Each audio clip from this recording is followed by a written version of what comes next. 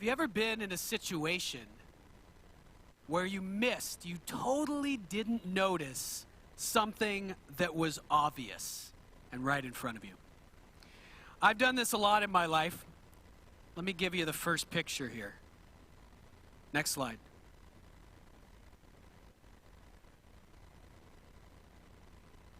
Next slide. Image. Excellent. Okay, so what do you notice in this picture? What's the first thing you notice in this picture? All right, so when I was in college, there's a giant sailfish on the wall in a living room.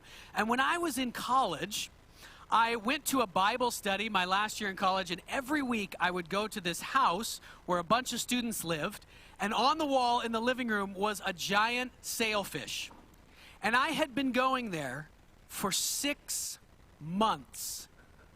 And one day I walk in and I sit down and I look up and I see the giant sailfish for the first time. I had not seen this thing for 6 months every week, and I said, "What in the world? When did you guys put a sailfish on your wall?" And they all laughed at me. Yeah, it was ridiculous. It'd been there the whole time. Have you ever had an experience like that?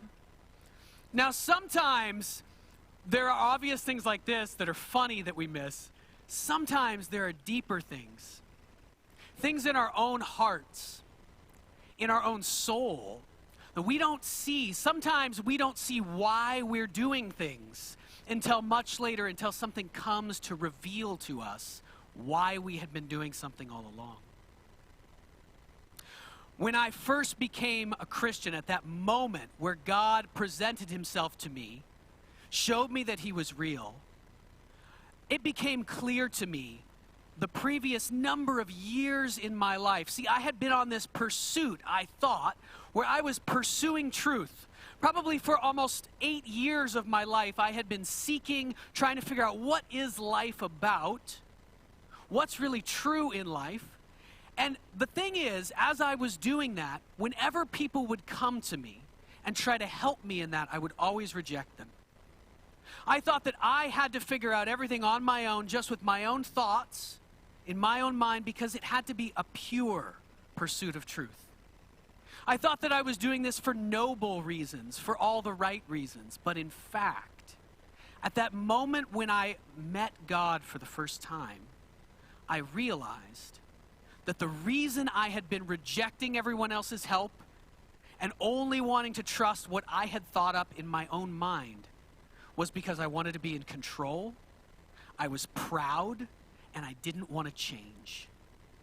I had been doing this pursuit of truth for 7 or 8 years for all the wrong reasons, and in fact for different reasons than I thought I was doing it. We can be blind, and very often are blind, to what's going on inside ourselves. And that is an astonishing fact about human beings. It's astonishing. We're in a series right now called Sudden Life. We're going through the book of Mark, which is a book about the life of Jesus. Mark is boom, boom, boom. He is action man. He shows us images from Jesus' life, and then teaching, it comes suddenly, it comes powerfully.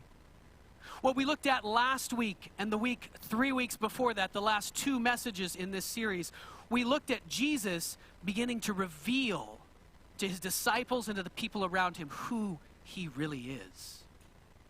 We looked at him comparing evil power to the power of the kingdom of God, showing that the power of love, the power of humility, the power of simple trust in God is so far superior to every power of this world and every demonic power that's in the world that there is no comparison between the two. Last week we saw 3 explosions, right? He did these 3 great miracles. First he calmed the storms. And then he drove out a legion of demons from a man who was possessed by demons, full of darkness. And then he brought a little girl back to life from the dead. And all 3 of these things were miracles demonstrating his great power. The first half of this book, as we've been looking at it, is all about a secret. In fact, the whole book is structured around 2 secrets. And what's going to happen next week is that first secret, the first secret in the book of Mark, is going to be revealed to someone inside the story. One of Jesus' best friends, Peter, is going to have the courage to say out loud what the secret is, what's true about Jesus. And make no mistake, it takes great courage for him to do it. So stay tuned, come back next week. You're going to find out what the secret actually is. But this week, Jesus has done all these astonishing miracles, and still, even though his disciples have begun to see what's true, I think deep down they know what the answer is, what the secret is. No one is willing to say it. No one is willing to speak it out loud. And Jesus is going to do radical surgery this week. We'll be looking at Mark chapter 7 and chapter 8. And here he's going to start to deal with what is on the inside of a human being. What is it that allows us to look at reality and completely misinterpret it? What is it that allows me to look at myself and say, I'm doing everything that I'm doing for the right reasons, when really I'm doing it all out of pride and selfishness? What is it about us that makes us believe we're in control of our lives, when really we're not in control at all, and that should be obvious? What is it about us human beings that allows us to look at the world that God has made, full of astonishing miracles, evidence that God is real, that overwhelms us every day? And what is it that allows us to look at that and say, God's not real, God's not there, I don't see him anywhere? There's something wrong inside of us. Jesus describes it by saying that human beings are blind. We're blind. And he's going to dig into it today, and he's going to do some surgery to take away that blindness in the lives of the people who are around him. I want to read for you this first verse here. We'll look at, this is, I don't have anything here. Oh, because I'm not on. Maybe that would help. I want to read a verse for you from Proverbs chapter 20 and verse 5. It says this: the purposes of a person's heart are deep waters, but one who has insight draws them out. We often don't know what's in our own soul, but Jesus, who has insight like no other human being has ever had, is about to draw them out. First point for your notes, you've got notes inside your bulletin. If you want to follow along, you can fill in blanks. There are some scriptures on the back. There's some discussion questions to use in the week following. First point, it is hard to see why we do the things that we do. It's hard to see why we do the things that we do. All right, let's look at Jesus talking about washing the dishes. We're going to be in chapter 7 of Mark in just a moment, but before that, I want to talk to you about treetop fruit snacks. All right, how many of you like treetop fruit snacks? Now, let me ask you this question. Would you dare to eat expired food? Would you dare to eat expired food? These treetop fruit snacks, as many of the youth group here know, and especially the summer interns who are here know, they're expired. In fact, they expired back in January. And treetop fruit snacks have a long shelf life, you know. So when were they made? Ooh, 2016.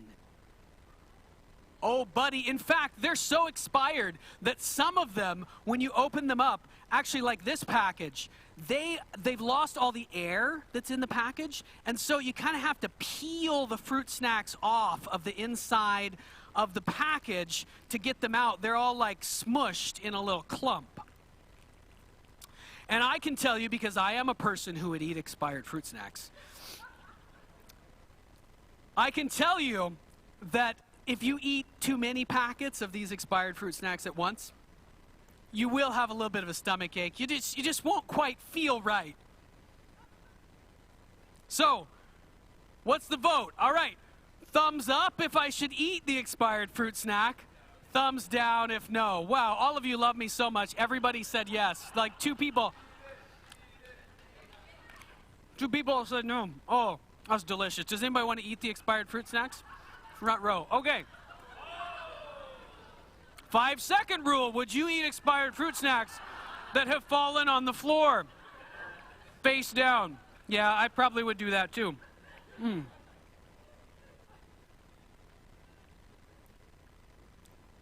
what we're about to read, Jesus sets up a situation just like this.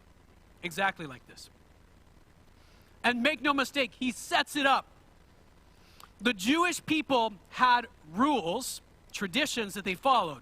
They were really good rules. They were rules that you would think today are just obvious.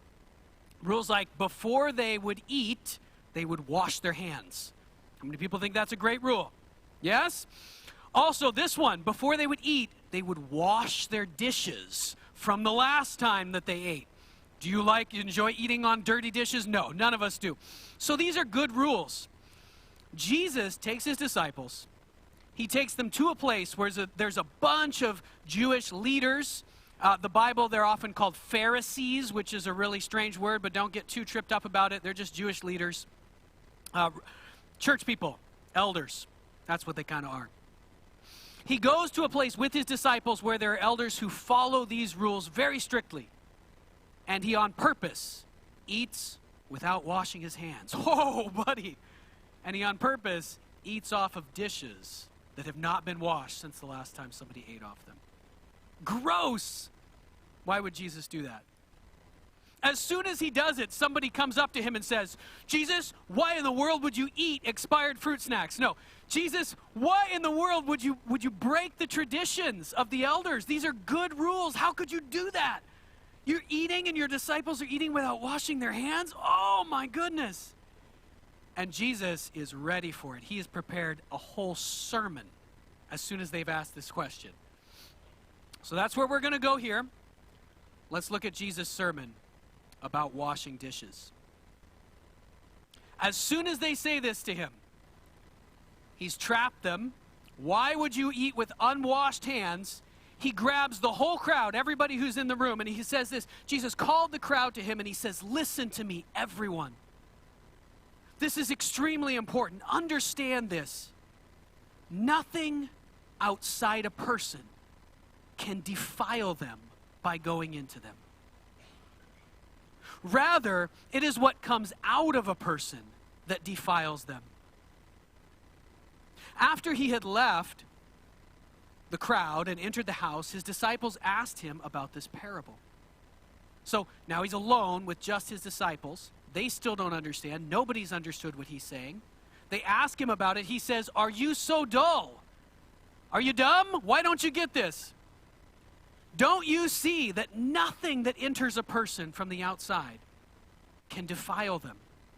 For it doesn't go into their heart, but into their stomach and then out of the body. In saying this, Jesus declared all foods clean. He went on, whatever comes out of a person is what defiles them. For it is from within, out of a person's heart, that evil thoughts come: sexual immorality, theft, murder, adultery, greed, malice, deceit, lewdness, envy, slander, arrogance, and folly. All these evil things come from inside and defile a person. Now, there's a number of things we need to explain here to understand what Jesus is saying. First of all, what in the world does the word defile mean? That's important here. It means that there is a separation caused between the person and God. That's what it means. So he's using imagery from the Old Testament and from the temple, the way that the Jewish people worshiped. So if you did something that broke the rules in those days, you were considered unclean or defiled. That meant that you could not approach God, you could not go to the temple and worship, unless you first did something to fix that. And this involved the sacrifice of animals to pay for sin, for things that had defiled you. But what Jesus is using that imagery to describe for us here is that human beings have been separated from God. We've been separated from him. And the question is, by what? By what have we been separated from God? Is it by all the bad things that have happened to me in my life? Is that what's separated from me from God? Is it by God himself? He just doesn't care about me. He's not here. He's not anywhere around. God has chosen, it's his fault that I'm separated from him. Is it the things that I've done that have separated from me from God? Well, sort of. But here Jesus is saying is that what has separated, what has defiled human beings, what has separated us from God is not the fact that we don't follow the rules. It's not the fact that we ate with our hands unwashed, or that we ate with dirty plates and broke some rule. What has separated human beings from God is what is at the very core of us in our hearts.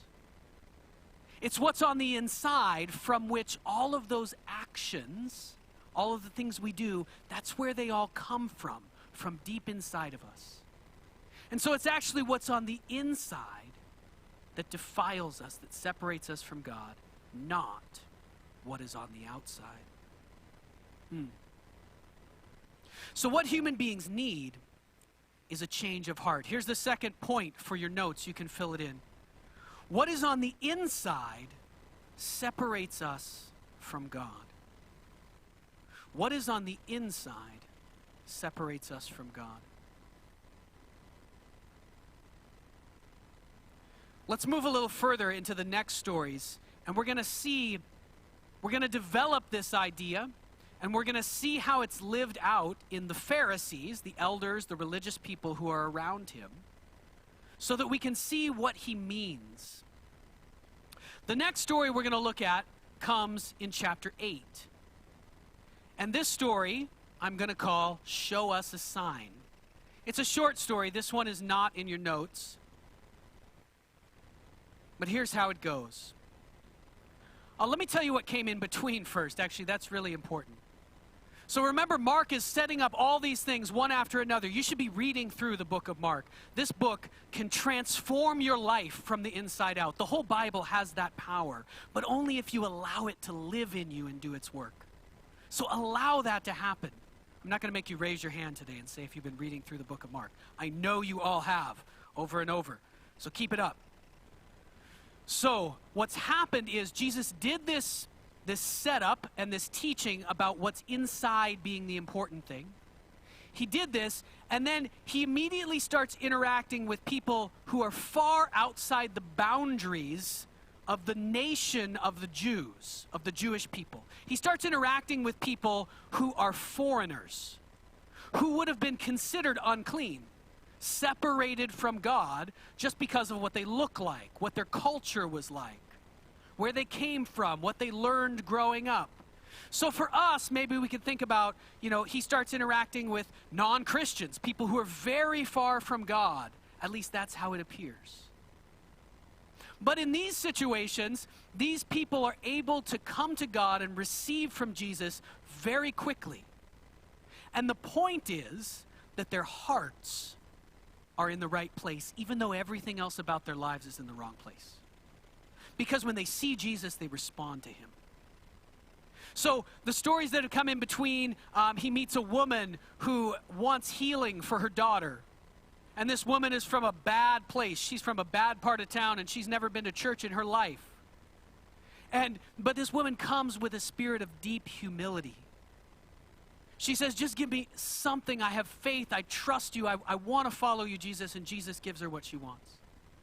He then goes to another place where he feeds 4,000 people. 4,000 people. He's done miracles in this region none of these people have ever heard of the real God before. They all worship demons, really. They worship idols. Idols that are leading them into all kinds of awful practices. But when Jesus shows up and does miracles like they've never seen before, they're astonished and they don't reject him.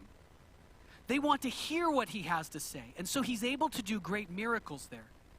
He feeds 4,000 people, and then he returns 4,000 people in a miraculous way without having enough food to feed them. And then he returns to the area where the Jewish people live. And this is what he encounters. Now remember, at this point, Jesus has fed 5,000 people in the area where the Jewish people live with just a few loaves of bread.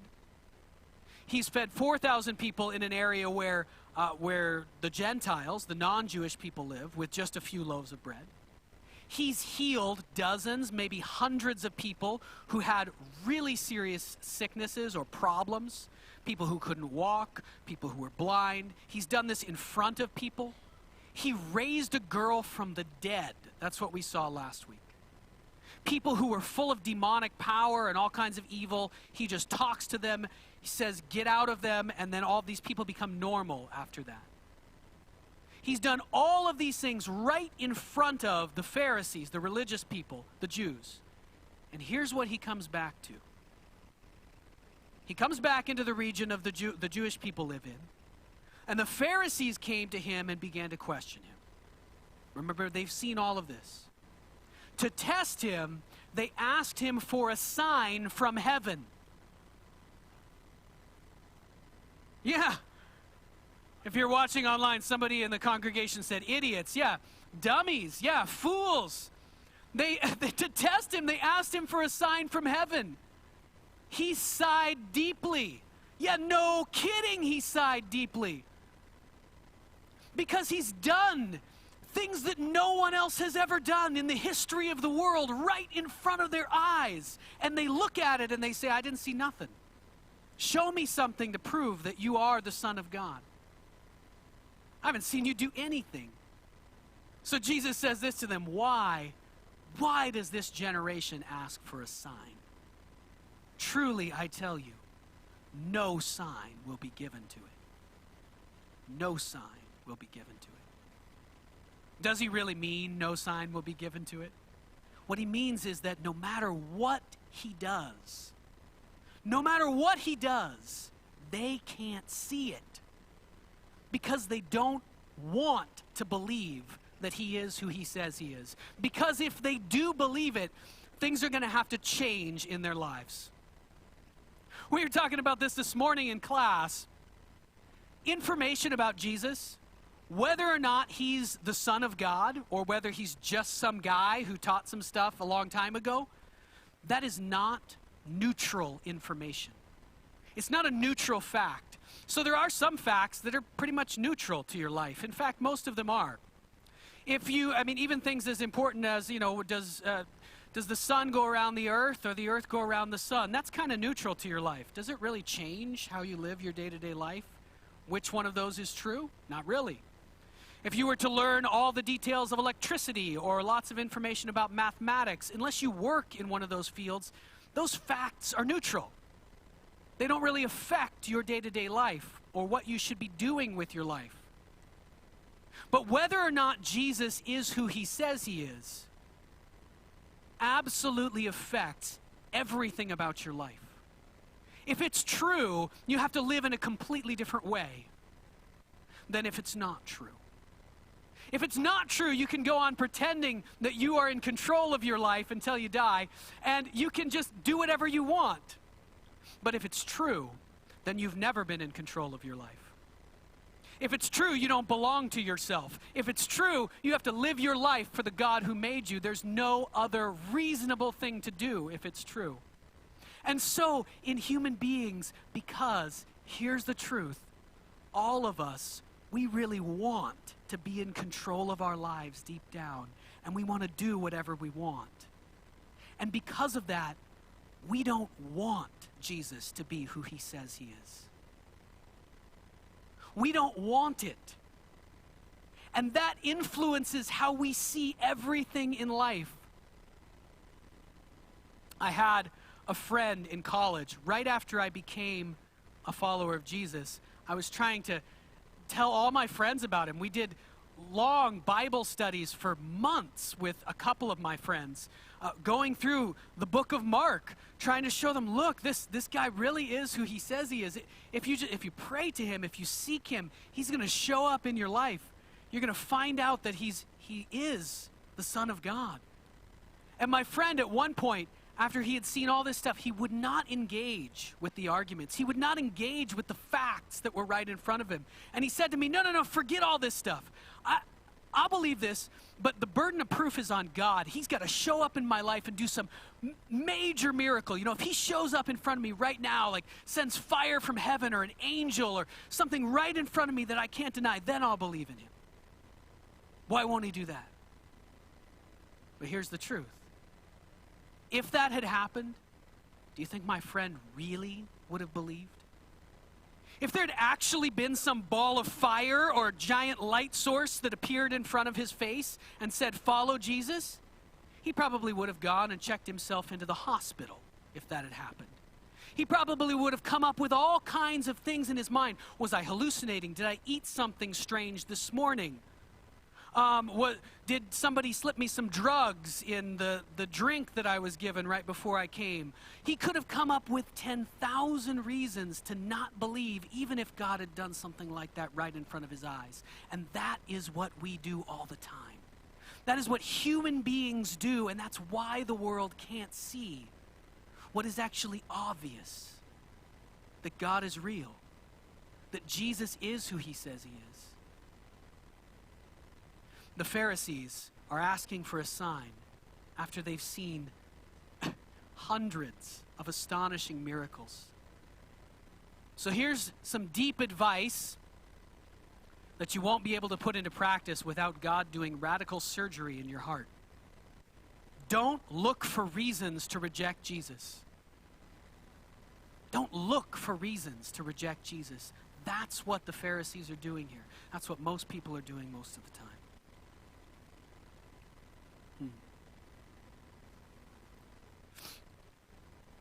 Let's go into the last story here. Don't eat moldy bread. All right. How many of you have ever made bread from scratch? Anybody? Okay, great. Of those who have made bread from scratch, have you ever made sourdough bread? Have you made bread with a sourdough starter? A couple of people in the room. All right, so let's talk about that for a minute. This is a sourdough starter. In this story that we're about to read, Jesus is going to talk about yeast. Now, this was something that in those days happened in every household all the time. And so it was something everybody knew about. He's using the things around him to teach deep truth. But for us, most of us don't use yeast all the time, and certainly not the kind of yeast that they used. So if you've used yeast before, most of you have probably used dry yeast, right? In a little packet or in a jar, and it comes in nice little granules, and you put it in a bowl of water and you mix it up. It is relatively pure. It's made in a factory. It didn't exist in the days of Jesus. So when he talks about yeast, what he's talking about, what they had, was moldy bread. That's what they had. So here's how you get yeast if you don't have it. You take some flour and some water and you mix it up and you let it sit and you let it start to go bad. And when it starts to go bad, you hope that they didn't know all of the science behind it, but what happens is either a good smelling bacteria can take it over or a bad smelling bacteria can take it over. And you want one that smells reasonably good. And so if you get one, then you keep that batch going for a long, long time. So you got this container, and if you do this today, you keep it in your fridge. That way, it doesn't grow too fast, and the good bacteria can maintain control over this moldy dough that you have sitting in your fridge. And then you take some of it and you put it in your bread, and it will cause the bread to rise, just like factory-made yeast will. And it'll give the bread a real tangy flavor. That's why you get the tangy flavor in sourdough bread, is because it's actually mold. Somebody put mold in your bread before they made it. That's what it is. So this is, now here we have two pictures. One is of a good sourdough starter, one that is healthy, that has maintained a good bacteria, and the other one is one that has gone bad. It's separated, and a bad smelling bacteria has taken it over.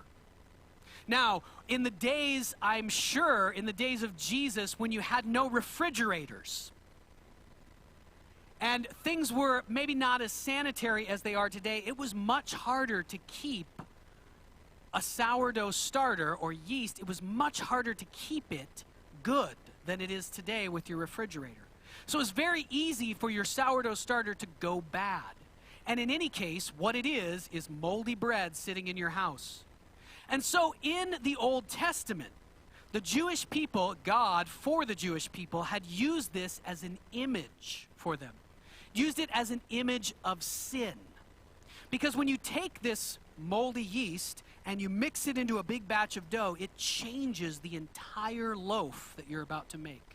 It changes it actually from a flat loaf, a cracker, into something that rises up and is regular bread, like we would think of it. Now, of course, that's a good thing because it tastes good. But the image that they used this as an image for sin. So this is moldy yeast. It's like this bad thing that you've got sitting in the back of your fridge. And if you allow that to mix into your life, it will take it over. That was the image. And so at certain festivals during the year, the Jewish people would have to throw away their yeast. This was a big deal, actually. And it separated them from the people around them. I don't want to spend too long on it, but people would try to maintain these. People today who have sourdough starters try to maintain them for years. Because if you get a good strain, it makes really good bread. And if you had to throw it away and start over, that's a hard thing to do. But it showed the people of Israel in a very tactile way, a very physical way, that they had to make their lives pure. That they had to kick out anything from their life that was going to take it over and turn it away from God. So here's the story. This is another instance of Jesus saying really weird stuff that people don't understand in the moment. So right after he talks with the Pharisees are looking for a sign from heaven. Jesus and his disciples, they get into a boat and they're going to go to the other side of the lake again. Once they got in the boat, the disciples realize that they forgot to bring bread. All right, so imagine you're going camping and you forgot to bring food camping. That's kind of a problem. So they're all caught up on this. The disciples had forgotten to bring bread except for one loaf that they had with them in the boat. So imagine the picture here. We're going to try to think about what it was like to be there. Here are the disciples. They're all in a huddle. They're freaking out. They're talking about the bread that they don't have. We forgot. Who forgot? Oh, Peter, it was you. You were supposed to get the bread. No, James, you were supposed to get the bread. Why didn't you bring it?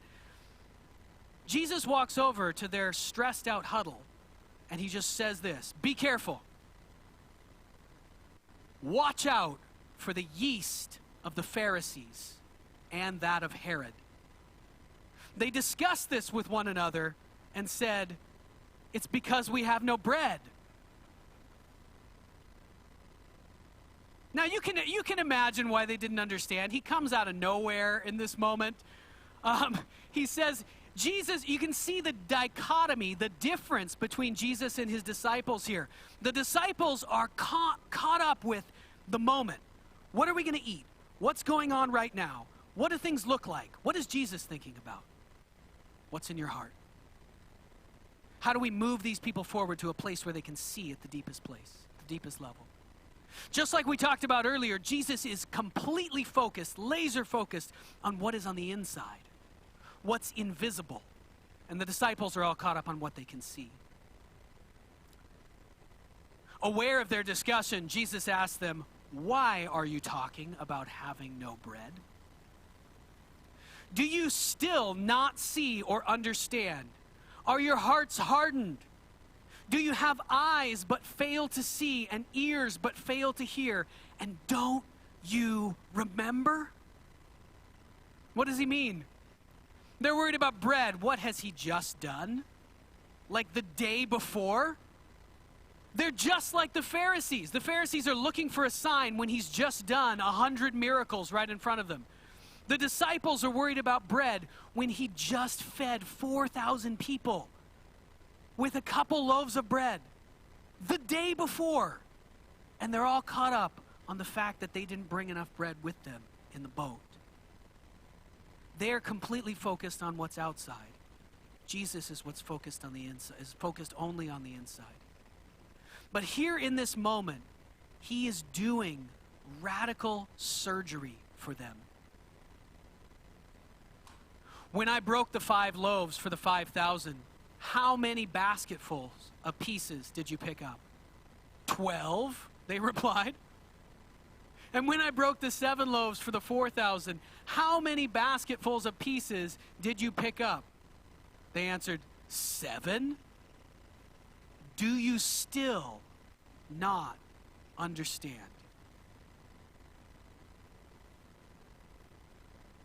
come back to that point in just a minute.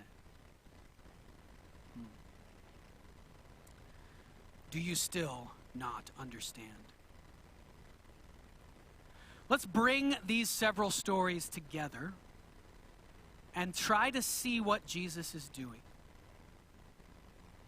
What's going to happen next week, right after this? Jesus is going to do one more miracle, and then Peter, for the first time in the entire book of Mark, and as one of Jesus' greatest miracles, he's about to perform one of his greatest miracles here, a miracle that is greater than feeding the 4,000, a miracle that is greater than healing a blind person, a miracle that's greater than driving out a demon, and a miracle that's even greater than raising someone from the dead. He is going to take a human being, Peter is going to be the first one, a human being who is internally blinded. A human being who can't see what's real, even though it's right in front of his face, because his internal desires are all messed up and they're leading him the wrong way. And he's going to fix it. Peter, in the next story, when we come back next week, Peter is going to see, and Peter is going to be brave enough. He's going to have the courage to speak out loud what he sees. It's going to change the world. Jesus is going to be able to use Peter to change the world because for the first time, even though next week Peter won't be able to see clearly, he's going to see as if everything were blurry. He's going to half see, but he's going to see. And because of that, Jesus is going to be able to use Peter and then others who he influences through Peter and through his friends who become people who can see, no longer blind. He's going to use them to change the entire world in the course of history, all because something on the inside changes, a change of heart. A change of heart is the most important thing and the real miracle. The greatest thing, the greatest miracle that God can do, in fact. To change someone's heart so that they want something that's different. Have you ever had an experience, maybe it's with a child, or maybe it's with someone you were trying to teach or train, or maybe with a coworker or a friend, when you wanted to get them to go in a certain direction, a direction that would absolutely, 100% for sure, be the best one for their life, but their heart was aimed a different way. They maybe said they want to go in this direction. I want to do the thing you want me to do. I know it's best in my mind, but deep down, their heart was turned away from what they should do. It is impossible to force that person to go where they should go by any kind of attack from the outside, by any kind of talking to them, reasoning with them, by any kind of manipulation. Maybe you've had this experience in your marriage. You cannot change another person from the outside when the deepest part of their heart is aimed the wrong way. Because everything that happens, everything that comes in at them from the outside, they will just interpret it a different way, deflect it. What's in the deepest place will always come out. It is what causes human life to end up at whatever place it ends. And so Jesus here is moving aside. He's pushing aside all the distractions. He's pushing aside, it's not all the rules. Following God is not about following a bunch of rules. Forget that. Let's not try to change these people from the outside. That's what human beings have been trying for all of history, and it doesn't work. Let's forget about that. Let's forget about human plans. Let's forget about human power. Let's forget about trying to make some way to manipulate or change these people with our own strength. We're going to push all that aside, and we're going to go straight to the heart. Peter has got to make a decision in the deepest place in his soul. Do I want to be in control of my own life? Do I really, in the deepest place, hate God? I'm against him because if God's real, that means I'm not in control and I can't just do what I want. Or is Peter at the deepest place going to make a shift and say, no, at the very deepest place of who I am, I want God more than anything else, even more than myself. And here in this teaching, Jesus has set this up so that Peter can finally see what has to change in himself. He's got to change in that deepest place. He's got to not be all worried about the bread or the rules. He's got to be worried about where his heart is at. The last point for your notes today is this: don't eat moldy bread. Don't put your hope in human plans and strength. The Pharisees and Peter and everyone else around him up to this point has been focused on externals. They've been focused on how they can make the world better by planning, by controlling. And the disciples here in this moment on the boat are focused on the fact that they don't have enough bread, even though God is there to provide everything they need if their hearts are really with him. If they would focus on what's on the inside before they focus on what's on the outside. He encourages them. He shows them what they need to change. As we move forward into the next message, thinking about next week, and we're going to reveal this great secret, the great secret that Peter will see next week. I want to encourage you. We've gone quite deep today, and actually I'm a little concerned that we've gone too deep, maybe too deep to actually see it. Read through these chapters again and see what Jesus is doing here and what he may be doing in your heart. Changing what's at the deepest level of our souls, our hearts, is not something that we actually have the power to do. If we've heard that message and we realize that I need to be changed at the deepest place, my heart needs to be directed in a different way, that's a first step to want to be different.